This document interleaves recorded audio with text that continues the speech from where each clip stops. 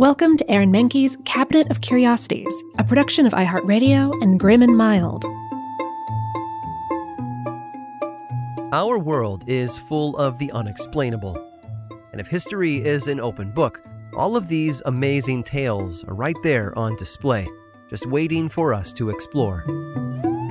Welcome to the Cabinet of Curiosities.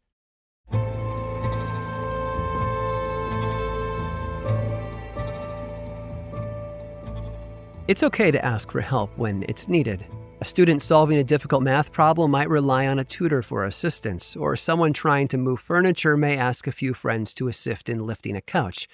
In the case of ancient Rome, however, help came from a very unusual and loud source. Around 387 BCE, a Gaelic tribe known as the Senones invaded the northern coast of Italy, a territory then occupied by the Roman Republic.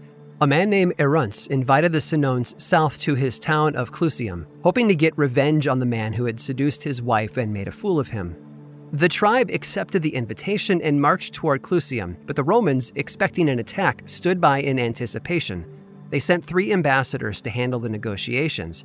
The men instructed the Senones that if they attacked Clusium, then the Roman military would step in and defend the town. The Senones agreed to the ambassadors' demands on the condition that they be granted some land instead. This led to an argument which in turn started a physical fight, and in the end, one of the Roman ambassadors killed a Senone chieftain. The tribe pulled back to decide on a course of action. Perhaps unsurprisingly, given that one of their leaders had been slain in action, the Senones chose to attack Rome.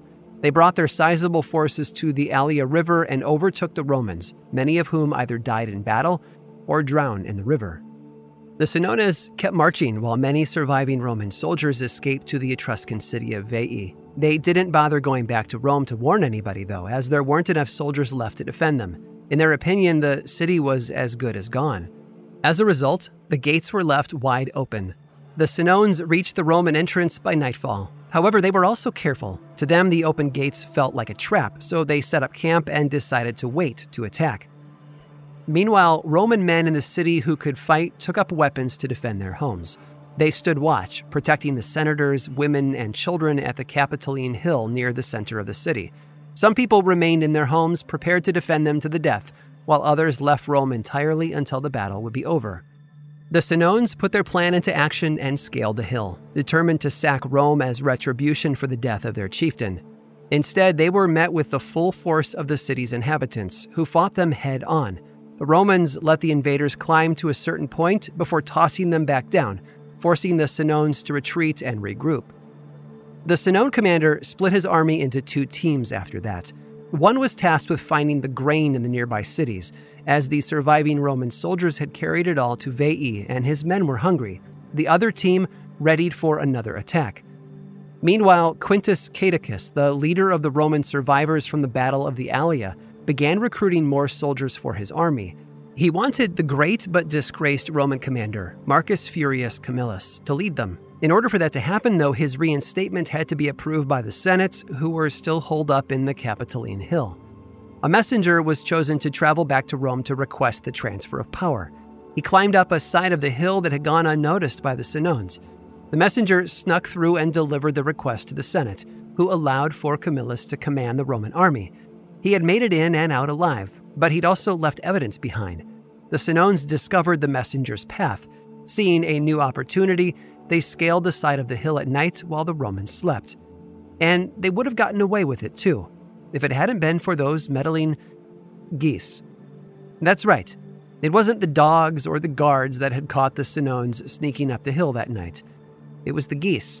They were considered sacred to the goddess Juno and were beloved within the city. Their honking alerted the Romans to the Senones' presence. The now awakened Roman soldiers started shoving enemies down the hill, knocking the approaching invaders behind them as well. When the fighting was over, Roman officials wanted to punish the guards who hadn't heard the Senones sneaking in. Instead, they pinned the blame on one person and tossed him off the cliff instead. The Senones, however, said that they would only leave Rome if they were paid to do so. The Romans, out of options and out of an army, agreed to their conditions. But before their transaction could be completed, Camillus finally showed up, and he had brought reinforcements. He rallied everyone and told the Senones that if they wanted the city, they had to fight for it. And fight they did. But if you'll pardon the pun, their goose was cooked. Camillus' army had grown considerably since the Battle of the Allia River. It was comprised of veterans from that fight, as well as a slew of new volunteers who dispatched the Senones easily. The story of the Romans versus the Senones varies depending on the account being told. Roman historian Livy's version is often cited as the definitive rendition, but the philosopher Plutarch used to tell it differently, as did Greek historian Diodorus Siculus. However, one fact remains constant in all of the different versions of the tale. The true heroes were not the Roman soldiers who overcame the odds and seized victory from the jaws of defeat. It was the loud, honking geese who saved Rome that day. Curious? You better believe it.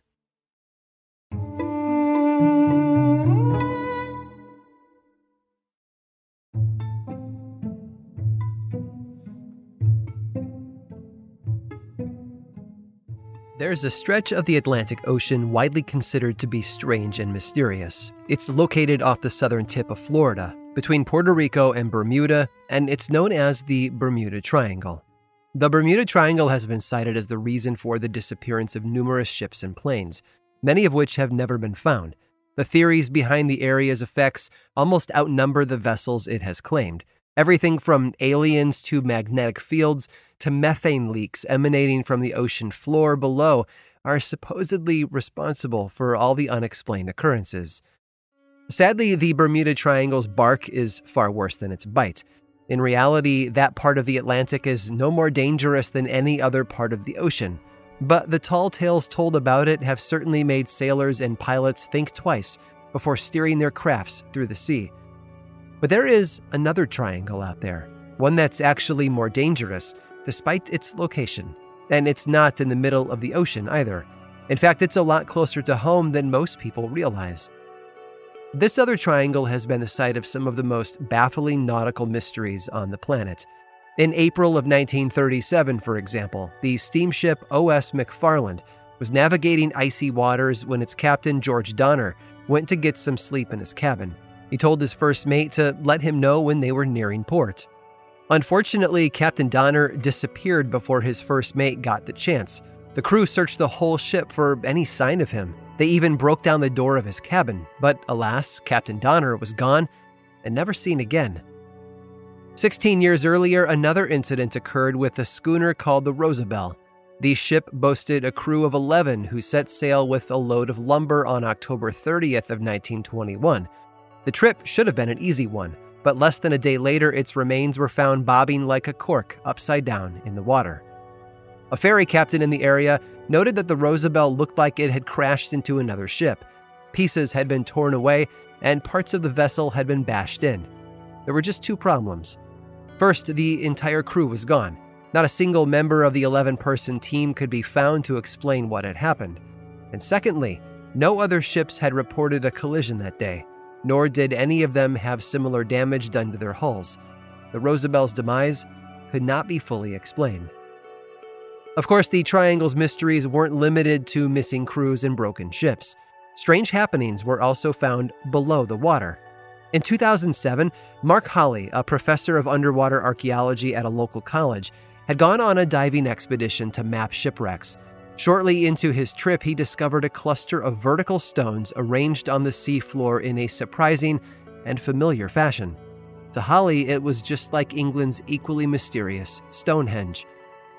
What set these rocks apart from their land-based counterparts, however, was the addition of a massive boulder. The boulder measured 4 feet tall by 5 feet wide and was adorned with carvings of what appeared to be a mastodon.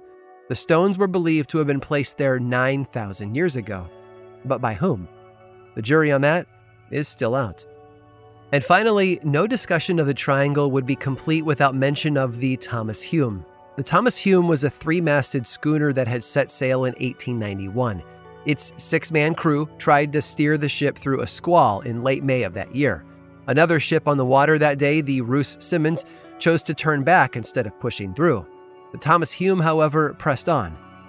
It disappeared along with its crew, thought to have been lost forever.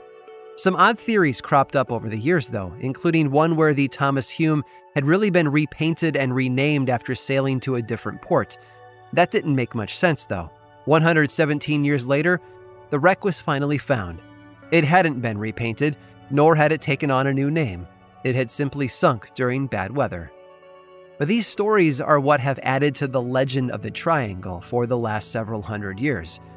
So where does this bizarre part of the world exist, where time and gravity fluctuates and vessels of all kind go missing at an alarming rate? Its borders can be traced from Manitowoc, Wisconsin to Ludington, Michigan, before traveling south to Benton Harbor, about 50 miles west of Kalamazoo. It's called the Lake Michigan Triangle, and it is responsible for more shipwrecks, lost planes, and strange events than the Bermuda Triangle ever has. The Lake Michigan Triangle is a treasure trove of unexplained phenomena, from giant chunks of ice falling out of a blue sky to multiple UFO sightings following a meteor strike. And there are still tales about Lake Michigan yet to be told as more wrecks are uncovered. Let's just hope the people who travel its waters today don't end up a part of the story. I hope you've enjoyed today's guided tour of the Cabinet of Curiosities. Subscribe for free on Apple Podcasts or learn more about the show by visiting curiositiespodcast.com. This show was created by me, Aaron Mahnke, in partnership with How Stuff Works. I make another award-winning show called Lore, which is a podcast, book series, and television show, and you can learn all about it over at theworldoflore.com. And until next time, stay curious.